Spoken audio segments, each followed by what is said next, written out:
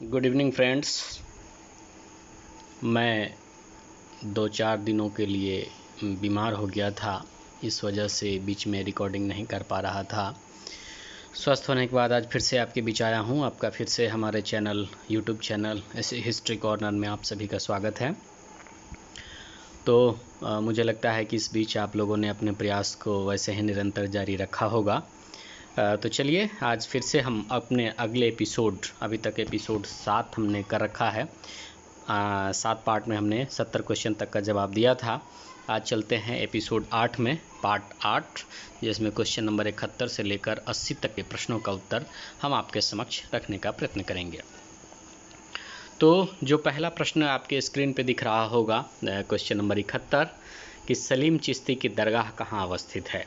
इसमें 4 ऑप्शन हैं। Option A Agra, B Ajmer, C Vijayanagar, D Delhi. ये जो सलीम चिश्ती हैं वास्तव में एक सूफ़ी संत थे और इन्होंने इनके दरगाह पे जो है उस समय के तत्कालीन बादशाह अकबर गए थे और इससे इतने प्रभावित हुए कि उन्होंने अपने पुत्र का नाम सलीम रखा, जो बाद में जहांगीर के नाम से भारत का सम्राट बना, मुग़ल बादशाह बना था। तो उसकी जो दरगाह है सलीम चिश्ती का, वो मूल रूप से फ़तेहपुर सीकरी में है। तो आपको लग रहा होगा कि इसमें कोई ऑप्शन फ़तेहपुर सीकरी नहीं है, तो इसका सही आंसर ए है, यानी आगरा। चूँकि फ़तेहपुर सीकरी आगरा डिस्ट्रिक्ट में ही अवस्थित है, तो इस प्रश्न का सही उत्तर है ए आगरा। क्वेश्चन नंबर 72 है कि भक्ति आंदोलन का उत्तर भारत में आरंभ किसने किया। ये ध्यान देने की बात है कि इसमें विशेष तौर से कहा जा रहा है उत्तर भारत में। तो मूल रूप से जो भक्ति आंदोलन की शुरुआत आप भारतवर्ष में देखेंगे वो दक्षिण भारत में है और उसमें अलवार और नैनार संतों ने इसकी शुरुआत की थी। और भक्ति आंदोलन अपने समय में बहुत ही एक आध्यात्मिक प्रवृत्ति की आंदोलन था और बहुत बड़ी संख्या में लोग इससे प्रभावित हुए थे और इससे जुड़े थे। लेकिन उत्तर भारत में इसको लाने का श्रेय मुख्य रूप से जो उस समय रामानंद हैं, और रामानंद को जाता है कि रामानंद ने इस भक्ति आंदोलन को दक्षिण भारत से उत्तर भारत में लाए। इसके अतिरिक्त इस आंदोलन से जुड़े हुए अन्य जो महत्वपूर्ण नाम हैं उसमें चैतन्य महाप्रभु, जिसके बारे में पिछले एपिसोड में हम लोगों ने चर्चा किया था, नामदेव, तुकाराम, जयदेव इत्यादि संत हैं जिन्होंने इस भक्ति आंदोलन में अपनी बड़ी भूमिका का निर्वाह किया था। क्वेश्चन 73 जो आपके स्क्रीन पर दिख रहा है कि संत कबीर का जन्म कहाँ हुआ था। दिल्ली, वाराणसी, मथुरा, हैदराबाद।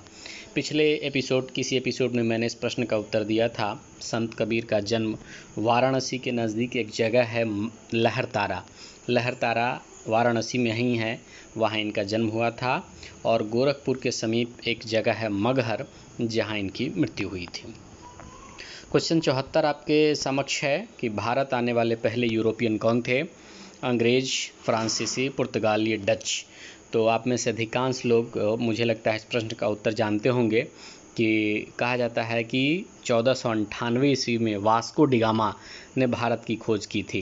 खैर ये अलग मुद्दा है कि ये खोज नहीं, एक अलग समुद्री रास्ते की खोज थी और वास्को डी गामा पुर्तगाली था। तो पहला यूरोपियन पुर्तगालियों को माना जाता है जो भारत आए थे।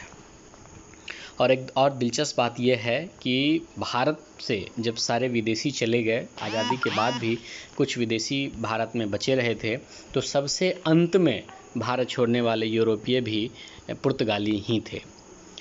75 नंबर क्वेश्चन है कि पलासी की लड़ाई कब हुई, जिसमें 4 ऑप्शन है। 1600 ईस्वी, 1700 ईस्वी, 1757 ईस्वी और 1764। तो इसका सही आंसर है 1757। 1757 में ही पलासी की लड़ाई 23 जून 1757 को नवाब सिराजुद्दौला और जो ईस्ट इंडिया कंपनी के कर्नल थे उस समय कर्नल क्लाइव, दोनों के बीच में ये युद्ध हुआ था और इस युद्ध में अंग्रेज़ों की विजय हुई थी।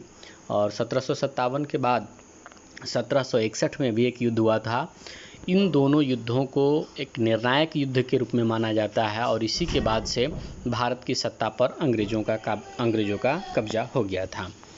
76 नंबर प्रश्न है कि अस्थाई बंदोबस्त किसने लागू किया था। इसमें 4 ऑप्शन है, कॉर्नवालिस, डफरिन, हेस्टिंग्स, ऑकलैंड। तो अस्थाई बंदोबस्त जिसे जमींदारी प्रथा भी कहा जाता था, और ये मूल रूप से जो भारत की भू राजस्व व्यवस्था थी ये उससे संबंधित था। इसमें अंग्रेज़ों के द्वारा ऐसी नीति तय की गई थी कि जितना लगान या भू राजस्व एकत्रित किया जाता था, इसका 10/11 भाग उन्हें लगान के रूप में अंग्रेज़ों को अदा करना पड़ता था, और मात्र 1/11% ज़मींदारों को मिलता था। तो ये अस्थाई बंदोबस्त सर्वप्रथम बंगाल में लागू किया गया था, और इसको लागू करने वाले जो उस समय के गवर्नर जनरल थे वो कॉर्नवालिस थे। इसके अलावा क्वेश्चन नंबर 77 आपके स्क्रीन पर है कि लक्ष्मीबाई कहाँ की रानी थी। पहला ऑप्शन है अवध, दूसरा है लखनऊ, तीसरा है झांसी और चौथा है मेरठ। तो इसका सही आंसर है झांसी। झांसी की रानी लक्ष्मीबाई, इस तरह से हम लोग कहते भी हैं। और वहाँ के जो राजा थे गंगाधर राव, ये गंगाधर राव की पत्नी थी, और जो 1848 से 56 के बीच में डलहौजी नामक एक यहाँ पे वायसराय हुआ था। उस डलहौजी ने इस एक सिद्धांत को अपनाया था जिसको व्यपगत का सिद्धांत कहते हैं। उस व्यपगत के सिद्धांत के तहत ये कहा गया था कि जिस शासक का कोई वैध उत्तराधिकारी नहीं होगा उसके राज्य को अंग्रेजी राज्य में मिला लिया जाएगा। इसी नीति के तहत झांसी को 1848 के आसपास ये इसमें मिला लिया गया था, क्या बोलते हैं इसको, अंग्रेजी साम्राज्य में मिला लिया गया था। इस वजह से तो ये इसके बाद झांसी की रानी ने विद्रोह कर दिया था, और 1857 के विद्रोह में आप जानते हैं कि झांसी की रानी ने महती भूमिका का निर्वाह किया था। जो अगला प्रश्न है, वीर कुंवर सिंह कहाँ के रहने वाले थे। ये बिहार के सभी छात्र इस प्रश्न से अवगत होंगे और इसका सही उत्तर जानते होंगे। वीर कुंवर सिंह आरा के नज़दीक एक जगह है जगदीशपुर, वहीं के ज़मींदार थे, और 1857 के विद्रोह में उन्होंने सक्रिय भूमिका का निर्वाह किया था। इतना ही नहीं, वो लखनऊ के नवाब और तमाम जगह के नवाबों के साथ संपर्क करके और इस विद्रोह में अपनी आवाज़ को मुखर रूप से प्रस्तुत करने की कोशिश की थी। और उस समय कहा जाता है कि जिस समय 1857 का विद्रोह हुआ था, वीर कुंवर सिंह 80 वर्ष की आयु में थे, और उन्होंने इस अवस्था में भी अंग्रेज़ों से ज़बरदस्त मुठभेड़ किया, यद्यपि वो पूरी तरह से इसमें सफल नहीं रहे। प्रश्न 79, महात्मा गांधी द्वारा शुरू किया गया पहला जन आंदोलन कौन था। नील आंदोलन, असहयोग आंदोलन, भारत छोड़ो आंदोलन, नमक आंदोलन। तो इसमें जो मुझे लगता है कि 79 का बी, असहयोग आंदोलन, सही आंसर है इसका। असहयोग आंदोलन 1920 में 1 अगस्त को शुरू हुआ था। 1 अगस्त को 1920 को ही बाल गंगाधर तिलक की मृत्यु हुई थी, और उन्हीं के मृत्यु के दिन ही इस असहयोग आंदोलन की शुरुआत हुई थी। तिलक स्वराज फंड का भी निर्माण हुआ था, और उसमें करीब 1 करोड़ रुपए चंदा के रूप में उन लोगों को प्राप्त हुआ था।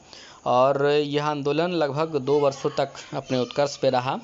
और गोरखपुर के नज़दीक एक जगह है चौरी चौरा में कुछ हिंसक भीड़ ने एक थाने में आग लगा दी थी, और उसमें 22 पुलिसकर्मी मारे गए थे।